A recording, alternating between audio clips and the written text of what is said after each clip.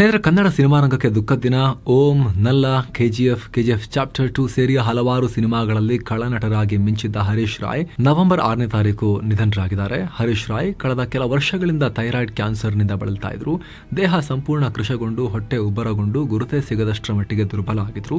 ಆದ್ರೂ ಬದುಕಿಗಾಗಿ ಕಡೆ ಕ್ಷಣದವರೆಗೂ ಹೋರಾಡಿದ್ರು. ಅವರ ಚಿಕಿತ್ಸೆಗೆ ನಟ ಯಶ್, ನಿರ್ಮಾಪಕ ಉಮಾಪತಿ ಶ್ರೀನಿವಾಸ್ ಹಾಗೂ ಇನ್ನೂ ಅನೇಕ ಕಲಾವಿದರು ಮುಂದೆ ಬಂದು ಆರ್ಥಿಕ ಸಹಾಯವನ್ನ ಕೂಡ ಮಾಡಿದ್ರು. ಹರೀಶ್ ರಾಯ್ ಅವರು ಕೂಡ ಖುದ್ದಾಗಿ ಇಂಟರ್ವ್ಯೂಗಳಲ್ಲಿ ಯಶ್ ನನಗೆ ತುಂಬಾ ಸಹಾಯ ಮಾಡಿದ್ರು ಅಂತ ಹೇಳಿಕೊಂಡಿದ್ರು.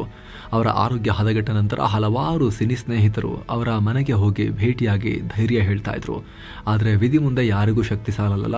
ಕಡೆಗೂ ಕೂಡ ಅವರು ಕೈ ಚೆಲ್ಲಿದ್ದಾರೆ, ಹೋರಾಟವನ್ನ ಬಿಟ್ಟಿದ್ದಾರೆ, ನಿಧನರಾಗಿದ್ದಾರೆ. ಹರೀಶ್ ರಾಯ್ ಅವರು 90ರ ದಶಕದಿಂದಲೇ ಕನ್ನಡ ಸಿನಿಮಾ ರಂಗದಲ್ಲಿ ಶಕ್ತಿಶಾಲಿ ವಿಲನ್ ಆಗಿ ಕಾಣಿಸ್ಕೊಂಡಿದ್ರು.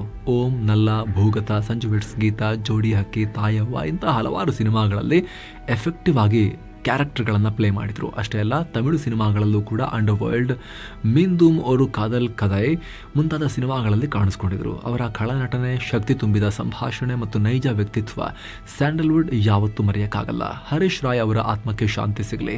ಕನ್ನಡ ಸಿನಿಮಾ ರಂಗ ನಿಮ್ಮ ಸೇವೆಯನ್ನ ಸದಾ ಸ್ಮರಿಸುತ್ತೆ. ಹರೀಶ್ ರಾಯ್ ಅವರೇ.